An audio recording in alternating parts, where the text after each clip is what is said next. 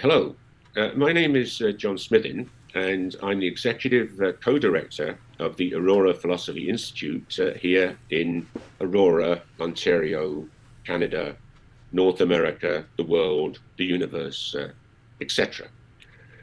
With me today is Ronen Grunberg, who is the Vice President Technology of the Aurora Philosophy Institute and was the original founder of the Aurora Philosophy Club, which is the forerunner to our institution.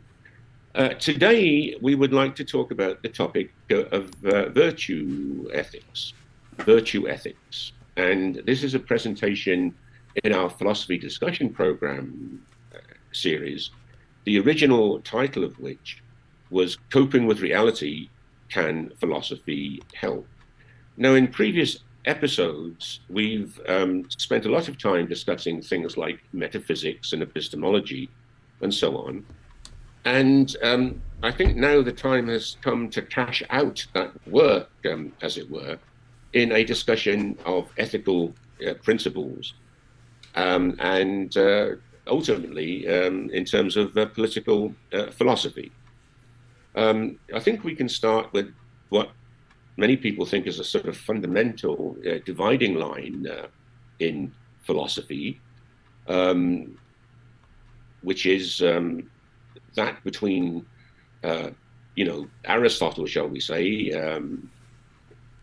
in classical Greece, and Nietzsche in 19th century Germany. And just based on a kind of cursory knowledge or superficial overview, as it were, of history and philosophy and politics, I'd hazard a guess that the classical Greece had a more sort of humanistic approach to ethics and so forth than, shall we say, late 19th century Germany. Anyway, this is actually the thesis of a book, one of the theses of a book by two contemporary academics named Douglas Rasmussen and Douglas Den Earl, two Douglases. And I think I'll start with a quote from there. And this is what they say. In the 1980s, Alasdair MacIntyre argued that philosophy faces a fundamental alternative. This is the alternative we mentioned, Nietzsche or Aristotle. If understood in terms of essentials, we accept MacIntyre's claim. We, Rasmussen and Dan Earl, like MacIntyre, for different reasons, choose Aristotle. The resources of the Aristotelian tradition are crucial to avoiding the pitfalls and intellectual dead ends inherited from modern philosophy. Yet, unlike MacIntyre, who assumes that if one chooses Aristotle, one must also reject liberalism, we hold that there is a version of neo-Aristotelian ethics which is compatible with liberalism. That version is so-called natural rights classical liberalism. So in general, this brings up the whole question of the relationships between ethics and politics. And I guess Rasmussen and Den Earl are putting it in this way. Do we trust Aristotle on these issues, or do we trust Nietzsche? Actually, in the next slide, we notice that the former US president, or the late US president, Richard Nixon, seems to have had the answer. Okay, but Ronen, what is wrong with Nietzsche, if there is anything wrong with Nietzsche?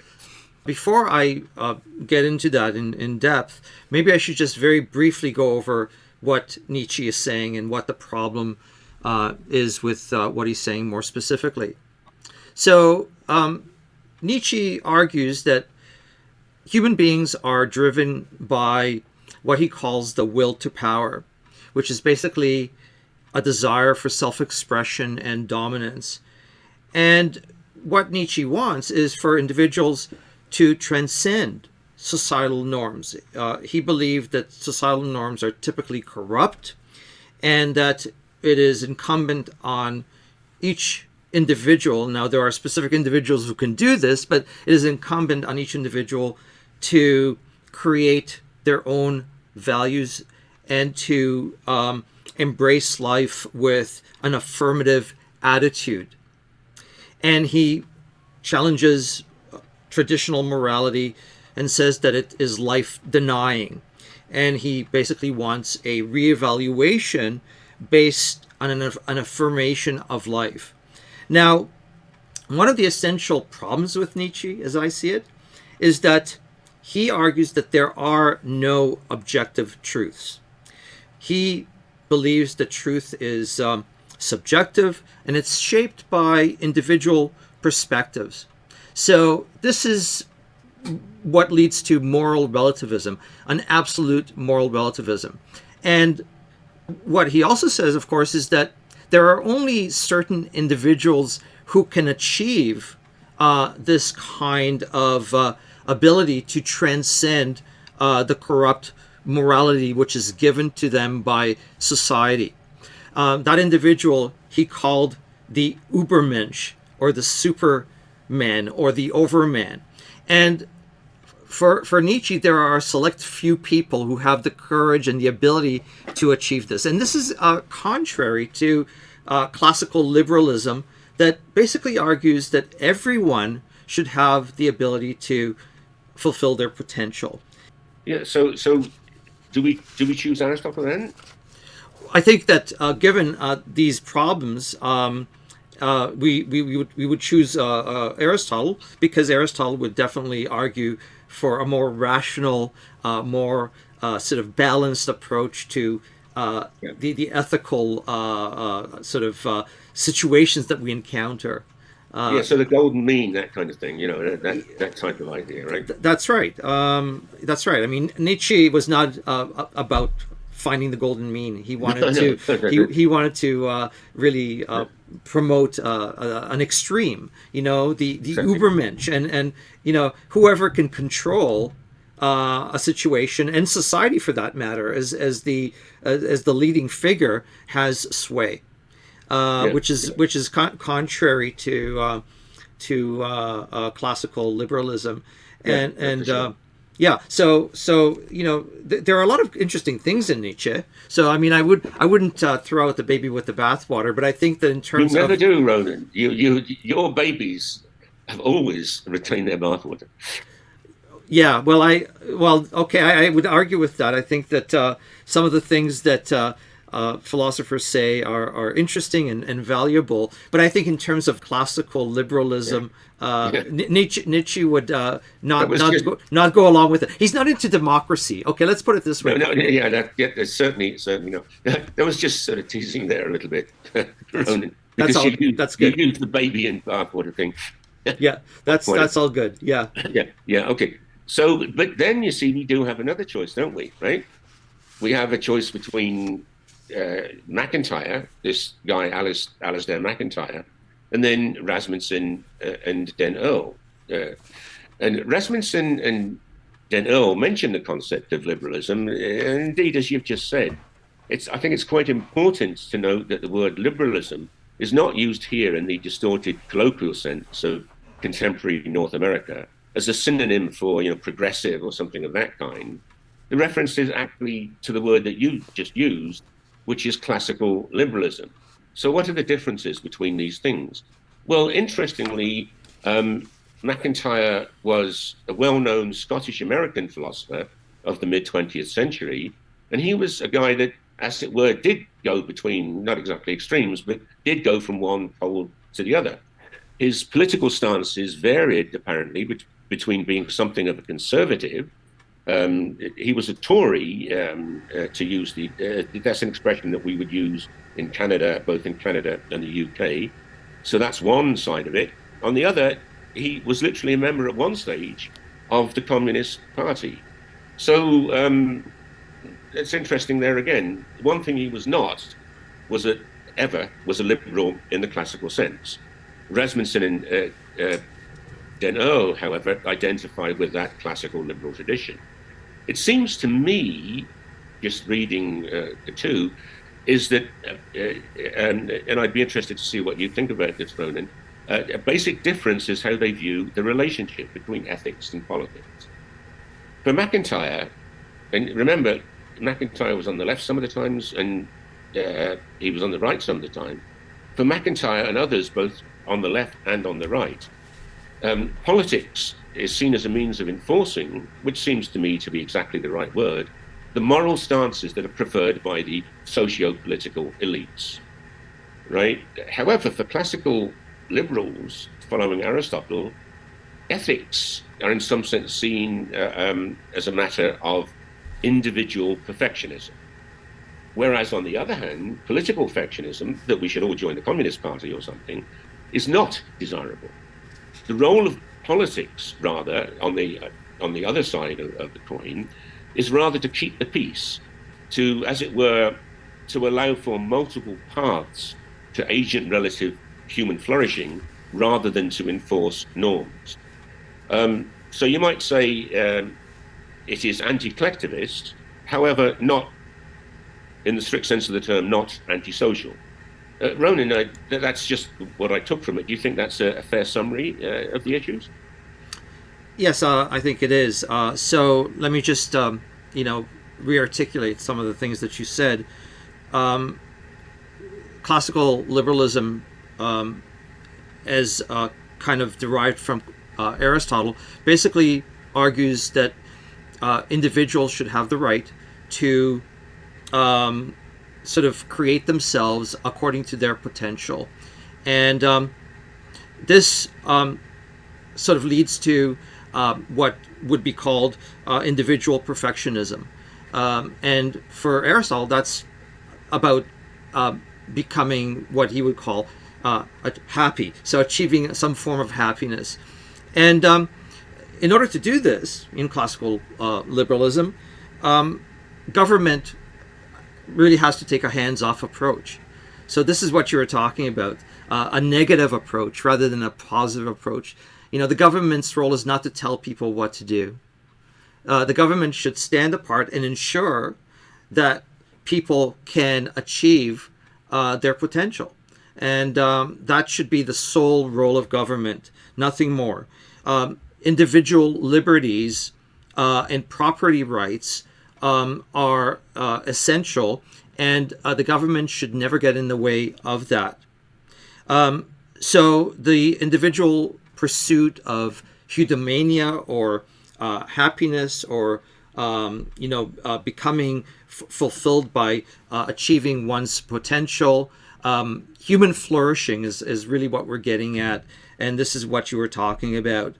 Now, modern liberalism is not about that. Like, modern liberalism may acknowledge individual rights, but it also supports government intervention and telling people what to do. So it's not so much about a hands-off approach. And I think that in classical liberalism, that kind of let's ensure social justice no matter what, equality, and so on and so forth, by promoting laws and sort of a direction for people to take that gets in the way of their liberty, that is a problem for classical liberalism. Anyway, that's that. So yes, I'm just kind of rephrasing what you said in a different way.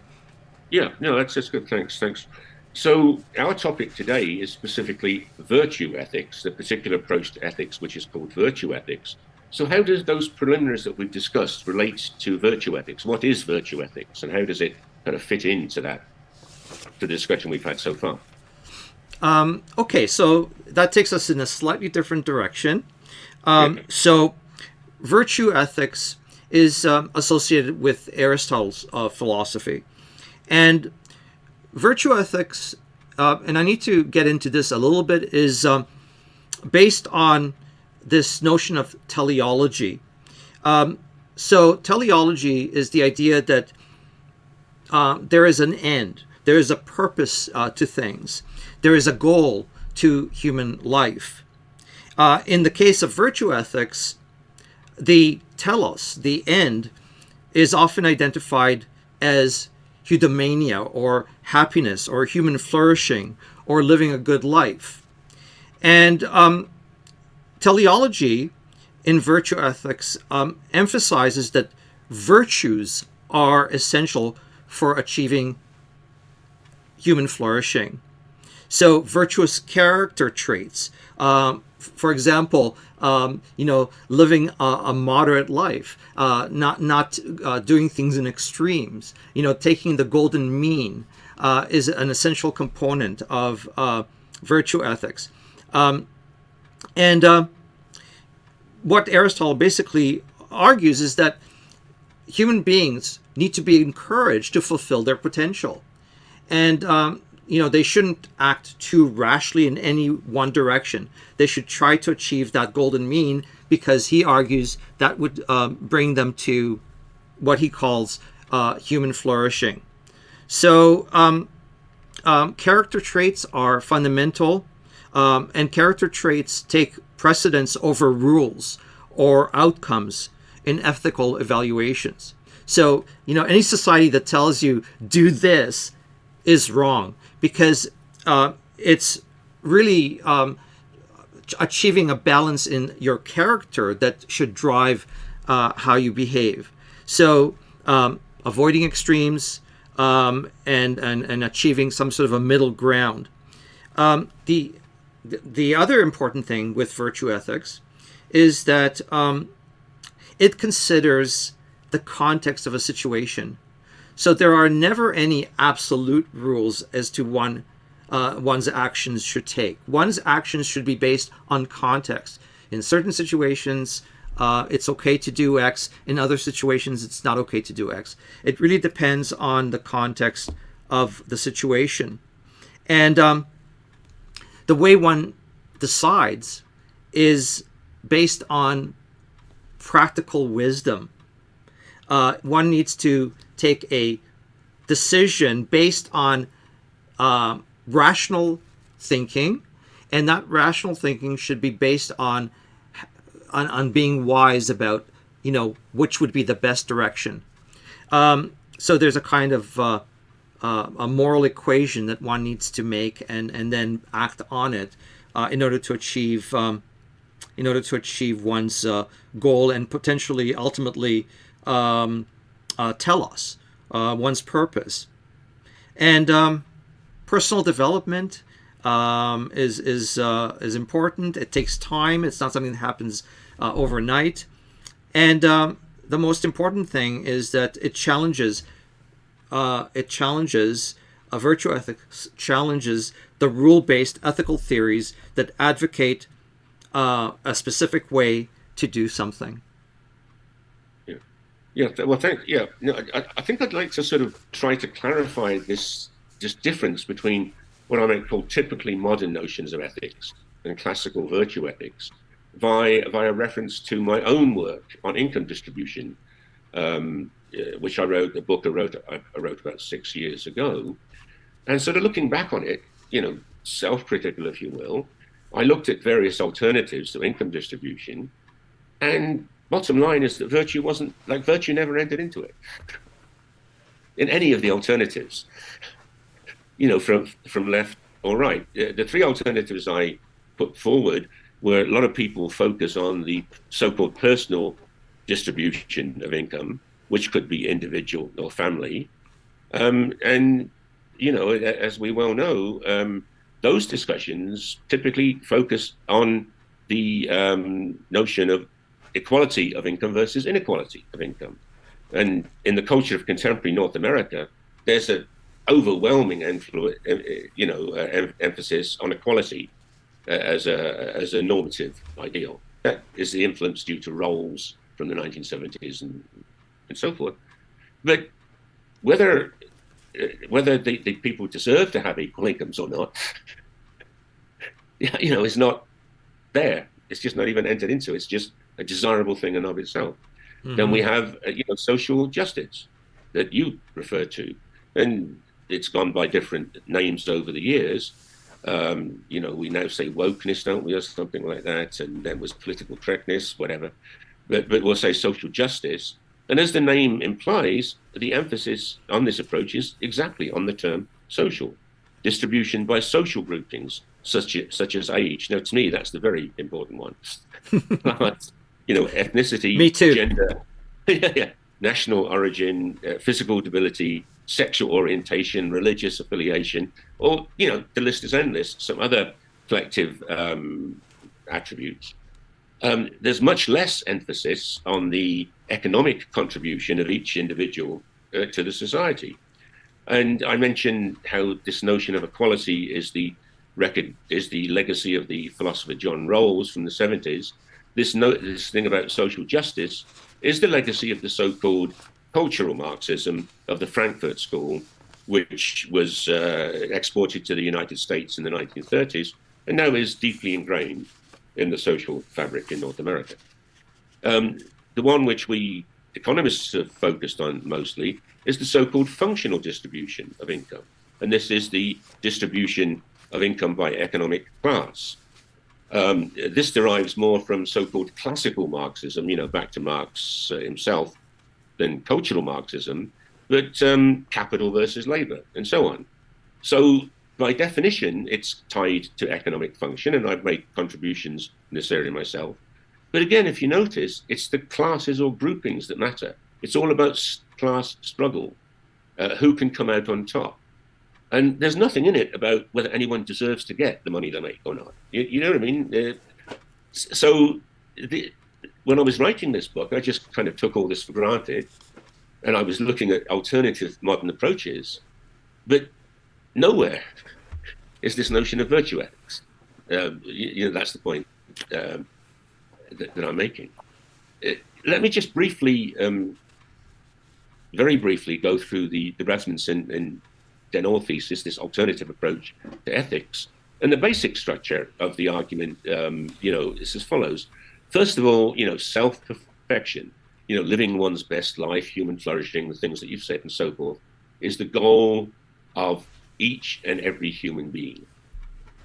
The second point is that self-direction is necessary for the possibility of self-perfection. So unless you're in control of your actions, right? If you were a slave, for example, you can't possibly achieve,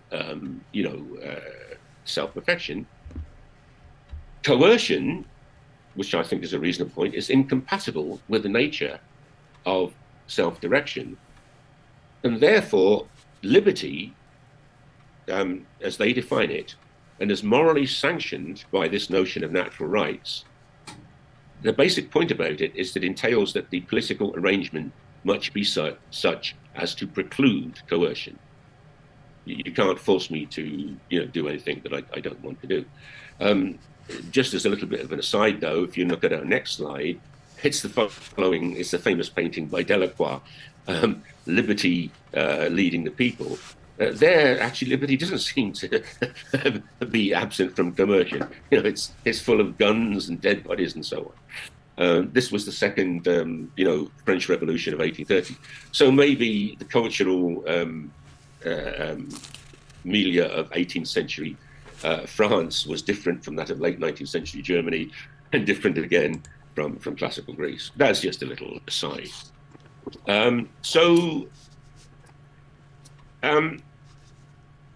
What do you think of that logical argument, Ronen? What does that make sense? Is it consistent? Yeah, no, I think I agree with the idea that human flourishing needs to be fundamental in any ethical system, and that virtue ethics is an approach that really works because it leaves it up to each individual to essentially fulfill his potential, his or her potential. There's a purpose that each person has, and it's our goal to be given the liberty to fulfill that end. It's not the role of government to force us in any one direction, and it's not the role of government to stand in the way of fulfilling whatever potential we have. Government should be there to promote it, not to coerce us in another direction.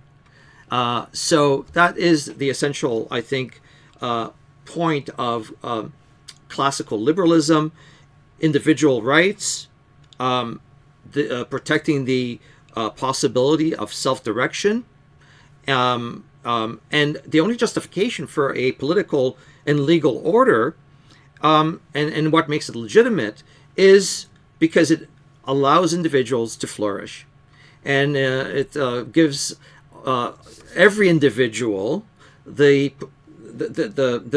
environment in which he or she can make himself.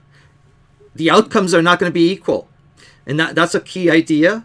That equal opportunity, but not equal sort of end. We're not all going to end the same. Some people are going to be better off than others, but you can't legislate that everyone should be equal. Right. That doesn't work. So I agree completely with these ideas. I think that they are good. They're good to live by. Yeah. Okay. Well, yeah, that's great, Ron. Now, next time we will look at what I've labeled as non-Aristotelian approaches, to ethics, i.e., those same modern ones that I just mentioned too. So we'll give, like, if you will, equal time to those non-Aristotelian approaches. So I think it's probably time for some discussion. There are some points that might be useful to clarify the different terms. Would you like to read them out or just say what they are? Sure. So what I think would make a great sort of basis for discussion would be the question of negative and positive rights. What that is, we can talk about that. What is the relationship between ethics and politics? What kind of political systems are in line with an ethical system like virtue ethics?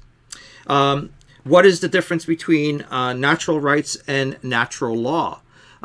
Is there a difference?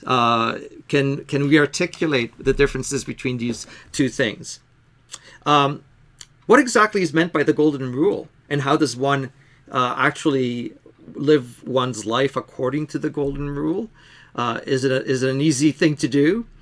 And finally, I think we can maybe ask the question, or maybe look at the idea that all animals are equal, but some are more equal than others.